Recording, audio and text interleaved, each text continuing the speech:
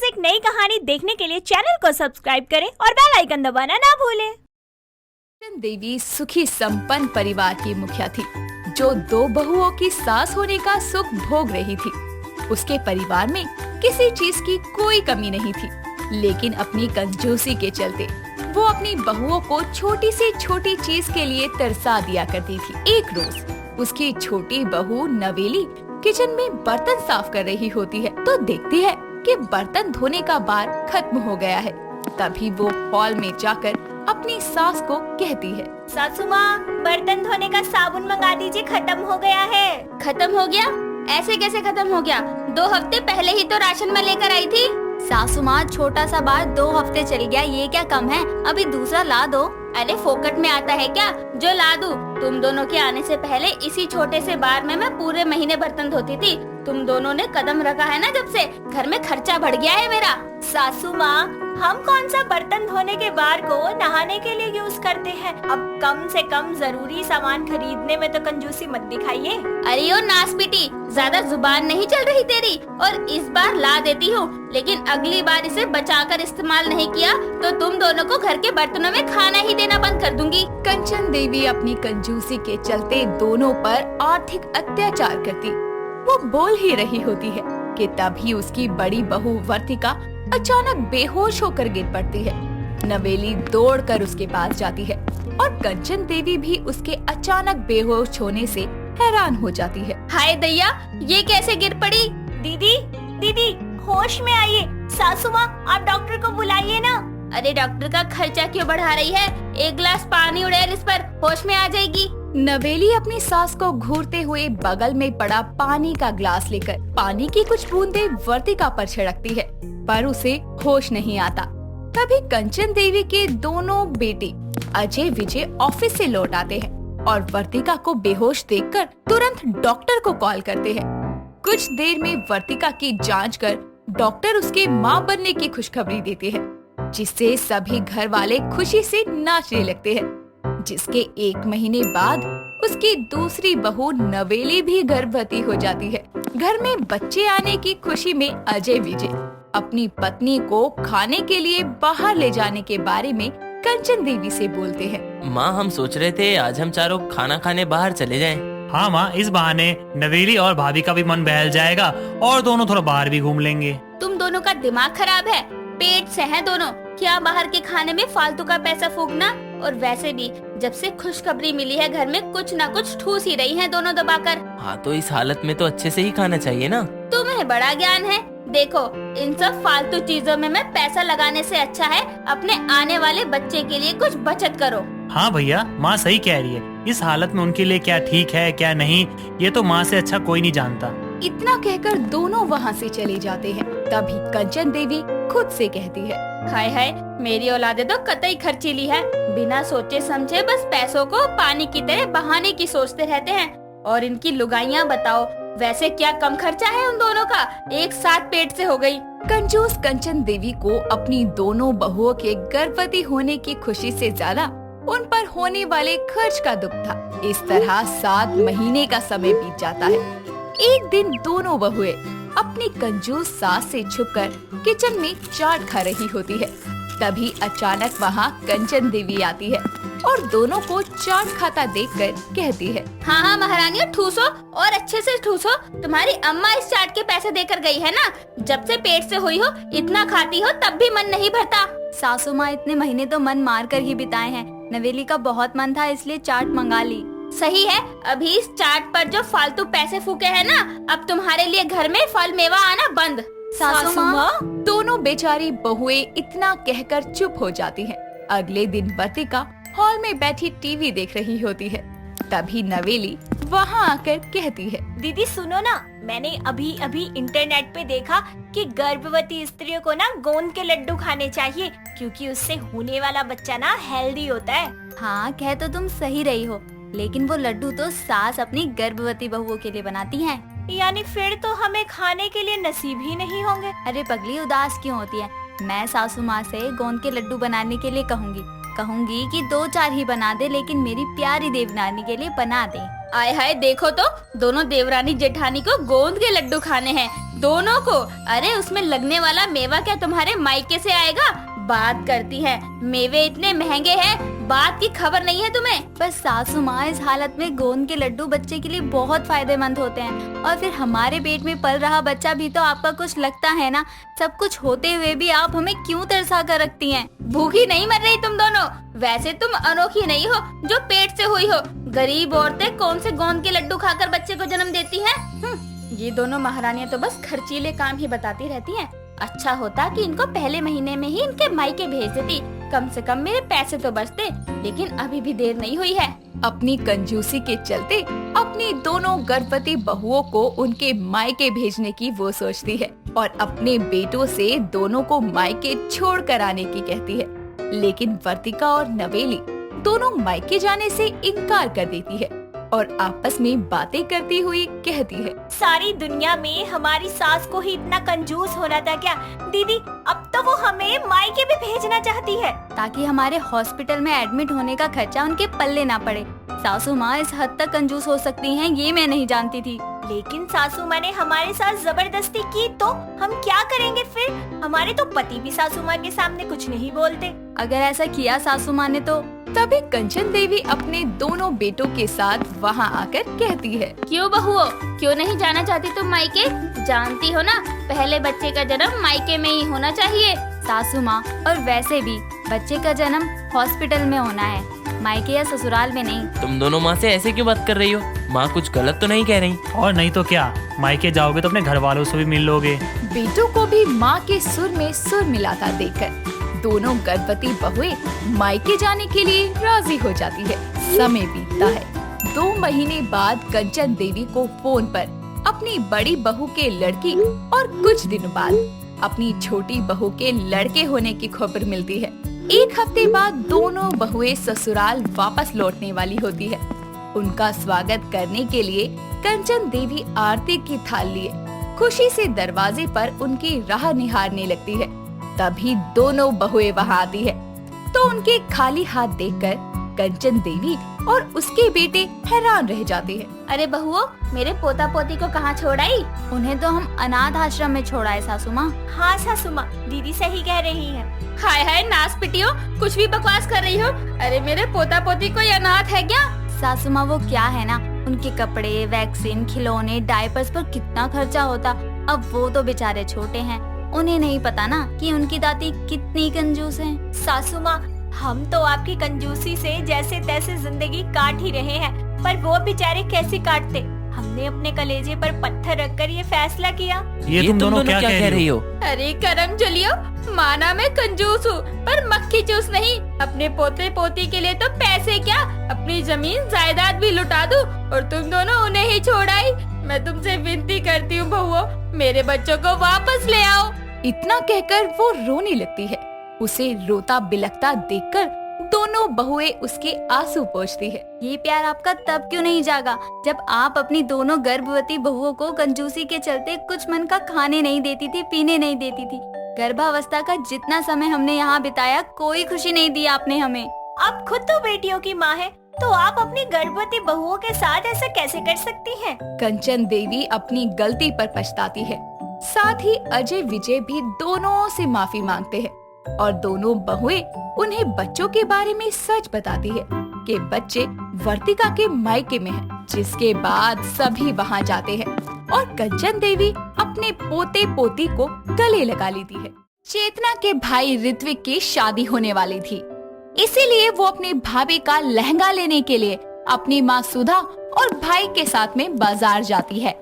सभी मिलकर एक अच्छे से शोरूम में जाते हैं, जहां सबसे पहले चेतना अपने लिए एक लहंगा पसंद करती है और उसके बाद सुधा अपने होने वाली बहू अवंतिका के लिए ब्राइडल लहंगा निकलवाती है, जिसे देखकर चेतना बोलती है, अरे माँ, ये लहंगा तो जरूरत से ज्यादा ही अच्छा है, मुझे सस्ता सा दिलवा दिया और भाभी के लिए इतना बढ़िया ले रही हो। अरे तू सारी जिंदगी जल कुकड़ी ही रही हो। ये शादी का लहंगा है, जब तेरी शादी होगी तुझे भी ले दूंगी। जी नहीं, अगर वो दुल्हन है तो मैं भी दुल्हे की बहन हूँ, मुझे भी ऐसा ही लहंगा चाहिए, नहीं तो यहीं फैलकर रोने लगूंगी, गंदा वाला सीन बना दूंगी। अरे तू और तेरी जलन, ठीक है ले ले। ऐसे ही सभी लोग शॉपिंग खत्म करके घर आ जाते हैं और कुछ दिन बाद में बड़े ही धूमधाम से अवंतिका और ऋत्विक की शादी हो जाती है। अवंतिका एक बहुत अच्छी बहू की तरह अपने ससुराल की सारी जिम्मेदारियां संभालती है। वहीं आसपास के लोग भी सुधा के सामने अवंतिका की खूब तारीफ किया करते। ये सब देखकर चेतना अपनी भाभी से खूब जला करती। ऐसे ही एक शाम सभी लोग चाय पी रहे थे, तभी सुधा अवंतिका को खानदानी कंगन देते हुए बोलती है, बहू ये ले हमारे खानदानी कंगन, ये तेरे लिए ही बने हैं। शुक्रिया माँ जी, पर मुझे बस आपका आशीर्वाद चाहिए और कुछ भी नहीं। माँ भाभी मना कर रही है, आप मुझे दे दो ये। अरे चुप कर, काम की ना काज की, दुश्मन अनाज की। सारा दिन खाकर सोफे पे पड़ी रहती है और इसे कंगन चाहिए। अरे माँ जी ऐसा मत कहिए, ये लीजिए दीदी, आप पहन लो। नहीं बहू, ये खानदानी कंगन है, इसे घर की बहू ही पहन सकती है। इस बैल बुद्धि जल कुकड़ी के जलने के अलावा कुछ नहीं आता। चेतना बुरा सा मुंह बनाकर वहाँ से चली जाती है।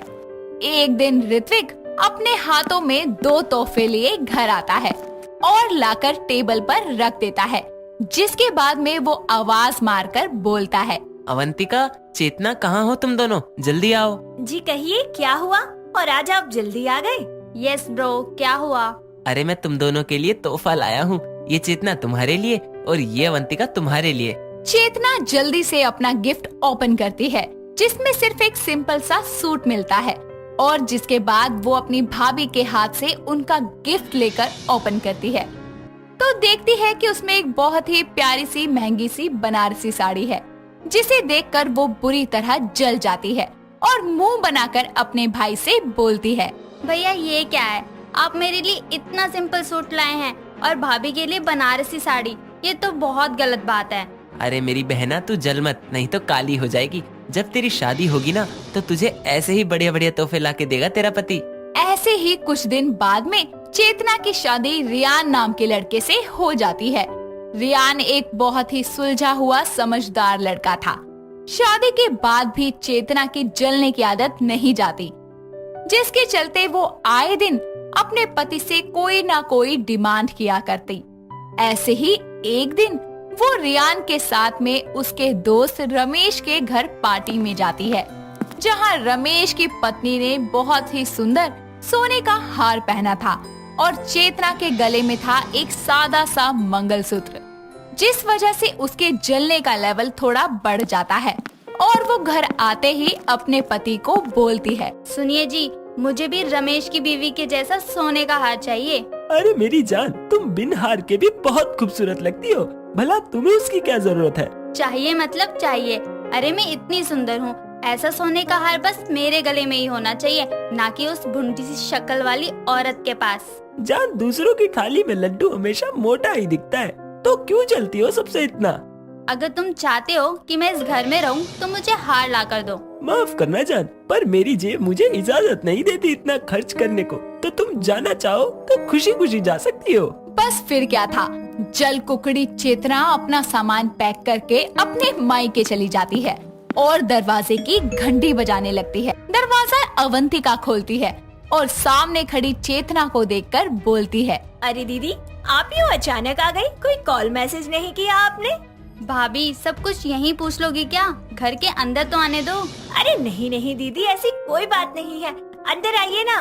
माँ जी देखिए, चेतना दीदी आई है। चेतना जल्दी से सोफे पर पसर कर बैठ जाती है तो तभी सुधा वहाँ आती है और अपनी बेटी से बोलती है, क्यों री, लड़कर आई है या तेरी सास ने तुझे निकाल दिया?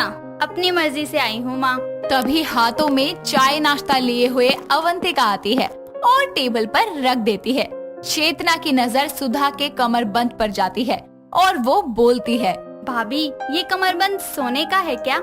हाँ दीदी, आपके भैया ने दिया है शादी की सालगिरह पर। एक मेरा पति है जो मुझे हार नहीं दिला सकता, और मेरी भाभी को देखो, सर से पैर तक सोने में पीली होकर घूम रही है।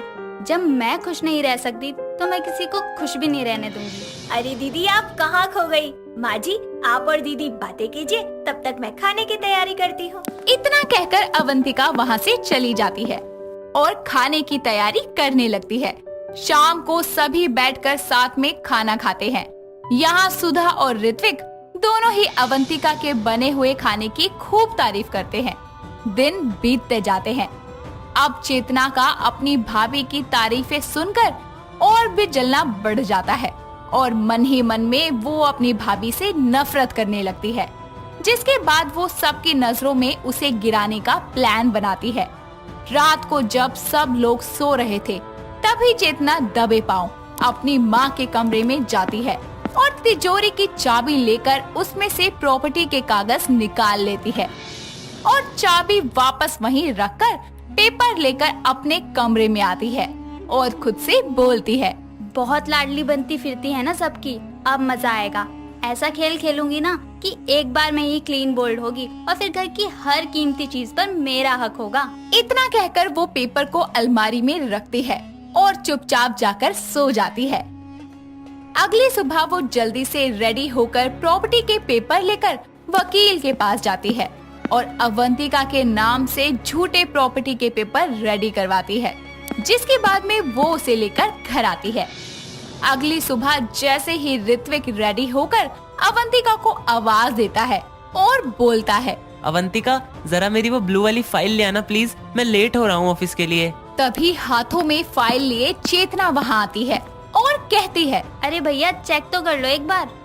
ऋत्विक जैसे ही फाइल को खोलता है तो उसमें उसे प्रॉपर्टी के पेपर मिल जाते हैं, जिसे देखकर ऋत्विक का गुस्सा 7वें आसमान पर चढ़ जाता है और वो जोर से अवंतिका को आवाज लगाकर बोलता है, अवंतिका, अवंतिका यहाँ आओ जल्दी। जी क्या हो गया और आप इतना गुस्से में क्यों हैं? क्या है ये सब? तुम सारी प्रॉपर्टी अपने नाम कर रही हो? किसने दिए तुम्हें ये प्रॉपर्टी के पेपर्स? भैया वो मैंने भाभी को कल रात माँ के कमरे से निकलते देखा था।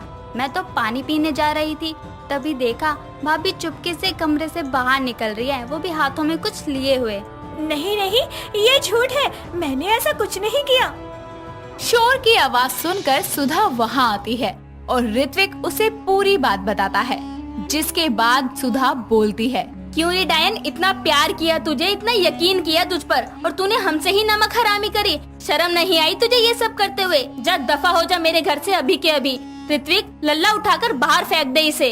ऋत्विक जैसे ही अवंतिका का हाथ पकड़कर उसे घर से बाहर निकाल रहा था तभी वहाँ रियान आकर बोलता है, रुकिए भैया, किसी को बाहर निकालना ही है तो चेतना को निकालिए, क्योंकि ये सब इसी का किया धरा है।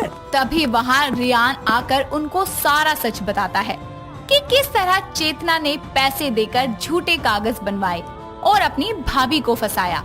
ये सब सुनने के बाद में ऋत्विक बोलता है, चेतना, क्या रियान जी कह रहे हैं वो सच है?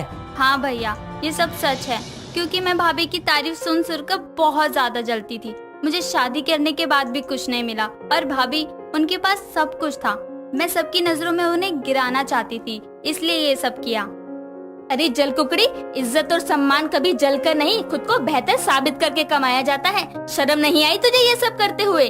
दीदी, मैंने तो आपको हमेशा अपनी छोटी बहन समझा था, फिर भी आपने मेरे साथ ये सब किया।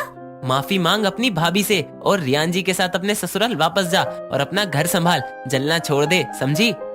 चेतना सबसे माफी मांगती है और रियान के साथ में अपने ससुराल वापस चली जाती है, जिसके बाद में वो कभी भी किसी से नहीं जलती। दोस्तों, अगर आपको ये कहानी पसंद आई तो इसे लाइक करें, शेयर करें और कमेंट करके बताएं कि कहानी में आपको सबसे अच्छा क्या लगा।